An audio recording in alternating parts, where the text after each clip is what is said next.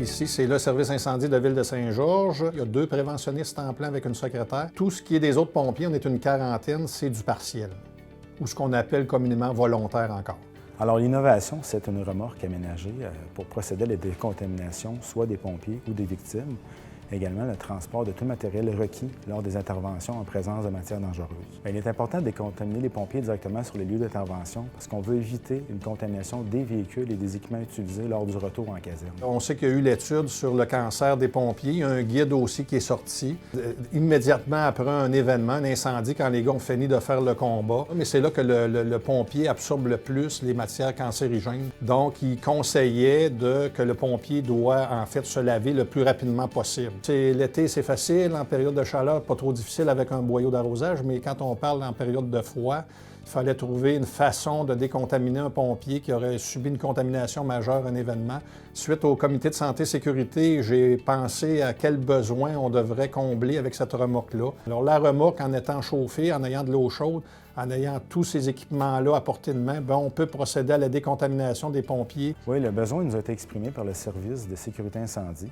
On a pensé quel type d'équipement serait transportable dans un format qui est intéressant pour les besoins du service. Par la suite, on a monté un plan d'aménagement. Ensuite de ça, on a préparé un devis d'acquisition pour une remorque fermée qui incluait certains équipements de base comme une cloison intérieure ou des portes latérales. On a fait la recherche de produits adaptés aux besoins qu'on avait.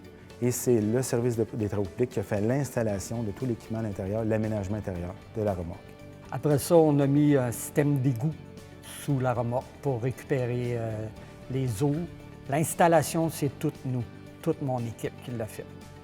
La remorque est équipée principalement d'une entrée d'eau qui peut être faite soit par l'aqueduc municipal ou encore via camion incendie. Par la suite, il y a une section fermée avec une douche à eau chaude instantanée au gaz propane. Également, on a de la ventilation intérieure, on a de l'éclairage intérieur.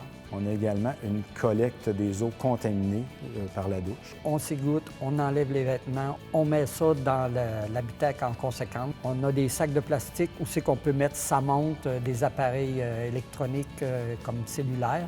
On passe à la douche, les eaux sont recueillies encore dans cette partie-là. On va revêtir des vêtements, on va s'essuyer avec une serviette. Puis on a la porte pour la sortie. Il y a un côté entrée, un côté sortie. Un coup qu'on est lavé, on ne retourne pas sur nos pas, on continue d'avancer. Tout a été fait et réfléchi en pensant au nettoyage, aux écoulements. Après chaque intervention, tout est nettoyé de A à Z. Extérieur, intérieur, tout. Même les bassins qu'on a, les eaux usées, sont nettoyés. On est très fiers de l'innovation parce que notre équipe de travaux publics a été impliquée beaucoup là-dedans. Nous sommes les vrais gagnants parce qu'on a cette remorque-là, puis c'est le plus beau prix qu'on peut avoir pour la population, puis pour les gens, puis pour nos pompiers.